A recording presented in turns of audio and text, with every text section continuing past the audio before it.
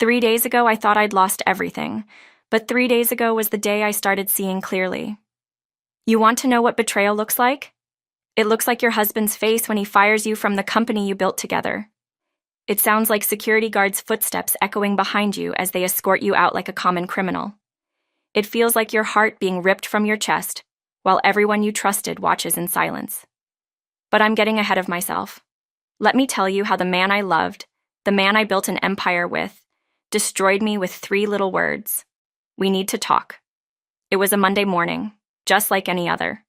I was reviewing payroll in my office, thinking about employee bonuses and company morale when that meeting notification popped up on my screen. Performance review, mandatory. 9 a.m., scheduled by Jack. No text, no warning, just a cold corporate summons from my own husband. I should have known something was wrong. In 5 years of marriage and 7 years of building this company together, Jack had never scheduled a performance review for me. We were partners. We were equals. Or so I thought. I walked into that glass conference room with my head held high, expecting maybe a discussion about quarterly projections or the new client acquisitions I'd been working on. Instead, I found Jack sitting at the head of the table like some kind of judge, and there beside him, wearing that smug expression I'd grown to hate, was Levi, his manipulative snake of a brother. 3 expense reports sat in a folder on the table. My expense reports. Jack's tone was corporate, detached, like he was reading from a script. We need to discuss your conduct, Hazel. Conduct? Conduct? I built this company from nothing. I worked 18-hour days while Jack was still learning how to tie his tie properly. I brought in our biggest clients. I streamlined our operations. I made us profitable when everyone said we'd fail within a year. But there was Levi, reading accusations like he was announcing the weather, falsified expenses, misuse of company funds, breach of fiduciary duty. Each word felt like a slap across my face. I protested, showed them that every single charge was approved by Jack himself, that I had his signatures, his emails, his explicit permission for every dollar spent. Jack didn't care. The script was already written, and Levi was the director of this sick little performance. I'm sorry, Hazel, Jack said, and the emptiness in his voice made my blood run cold. But we have to let you go. Effective immediately. Effective immediately.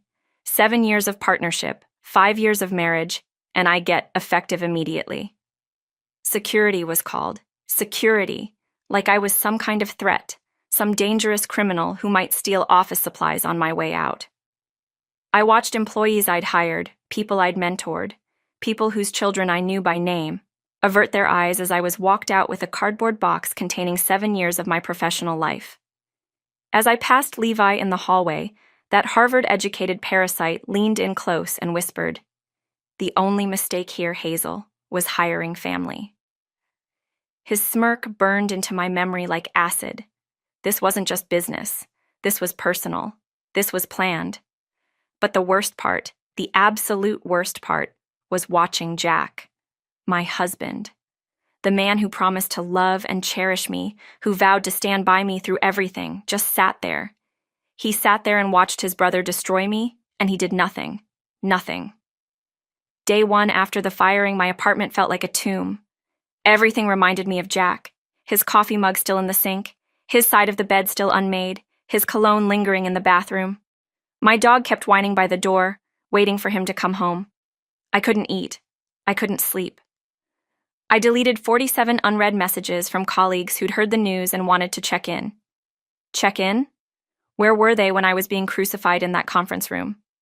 I sat on my couch, our couch, staring at the wall, feeling like the biggest fool who ever lived. How could I have been so blind? How could I have trusted them? How could I have built my entire life around people who saw me as expendable? Day 2, the grief started turning into something else, something harder, something sharper. Anger is a funny thing. It clarifies the mind like nothing else can. I started going through company statements, financial records, anything I could access from my personal devices. The numbers didn't add up. Levi's consulting fees were massive, irregular, bleeding the company dry in ways that made no fiscal sense. I remembered that Harvard ring of his flashing during the meeting, how satisfied he looked when security walked me out. It hit me like a lightning bolt. He hadn't just orchestrated my firing to get rid of me. He'd done it to cover his tracks. Because Levi, that smug, entitled bastard, had been embezzling from our company for months. Day 3, I met quietly with our old accountant, Marcus, someone who'd known me since the early days. We dug deep. We found proof that made my blood boil and my heart sing at the same time. Forged signatures on vendor invoices, falsified consulting contracts, offshore accounts linked directly to Levi's name. The man who'd called me a criminal was the real thief. Marcus looked at me across his desk, shaking his head. Hazel, this is bad. Really bad. If this goes public, it's going public, I told him. The woman they tried to destroy now had the one thing they didn't. Truth. So when Jack showed up at my door 3 days later with that familiar smug confidence, that same look he wore after every big corporate win, I was ready. He thought I'd be broken, apologetic, begging for forgiveness. He thought he could waltz back into my life and magnanimously offer me a second chance. He sat in his leather chair, the chair I'd always hated, the one that screamed, "I'm in charge here," completely unaware that this would be his last moment of control over anything in my life. Hazel, he began, settling in like he owned the place. I know this has been difficult, but I think we need to talk about moving forward. The board has been asking about you, and I think if you've learned from this experience, we might be able to work something out. Learned from this experience? Learned from this experience? I wanted to laugh. I wanted to scream. Instead, I listened, almost smiling as he laid out his generous terms. How gracious of him to consider giving me another chance. How magnanimous to let me back into the company I'd built. Then I placed a folder on the coffee table.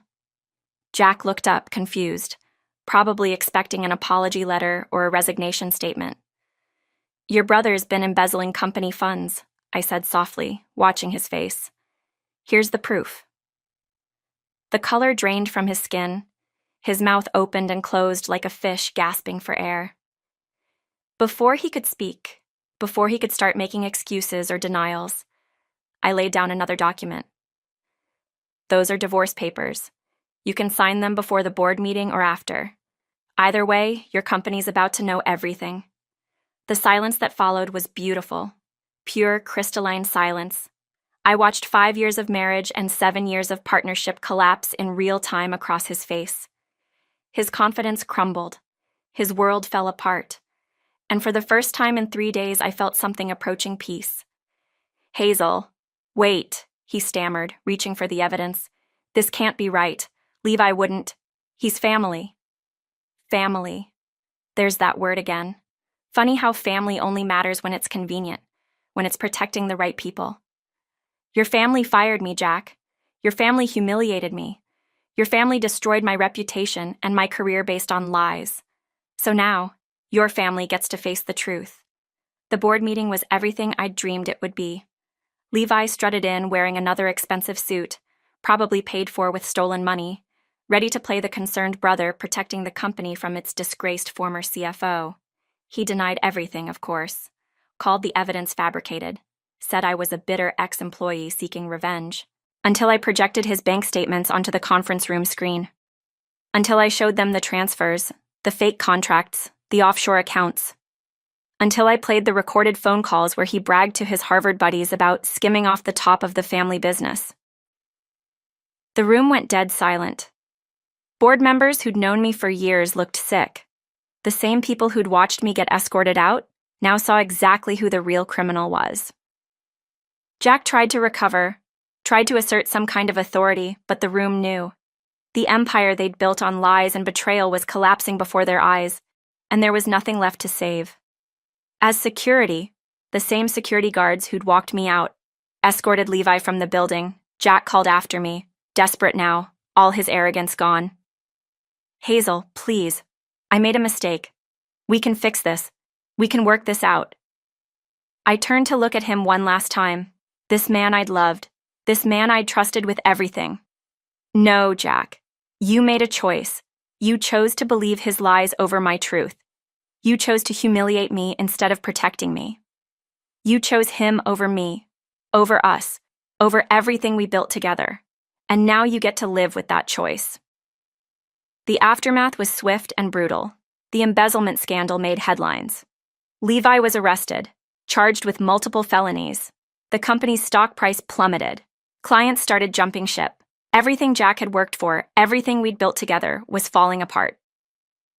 And you know what? I felt nothing. No satisfaction, no revenge, no vindication. Just emptiness. Because none of it brought back what I'd really lost. My trust, my innocence, my belief that the people you love will stand by you when everything goes wrong. But emptiness, I learned, can be its own kind of freedom. 6 months later, I'm sitting in my new office, looking out at the city skyline. Phoenix Financial Solutions. I named it that because sometimes you have to burn everything down to rise again. My phone buzzes with another client request. My calendar is booked solid for the next 3 months. Turns out, when you're known for exposing corporate corruption, honest businesses want you on their side. Jack tried calling once, about a month ago. I let it go to voicemail. He sounded broken, defeated, said he was sorry, said he missed me, said he'd made the biggest mistake of his life. Maybe he meant it, maybe he didn't. Either way, it doesn't matter anymore. Levi got 18 months in federal prison. Not enough in my opinion, but it's something. Jack's company barely survived the scandal.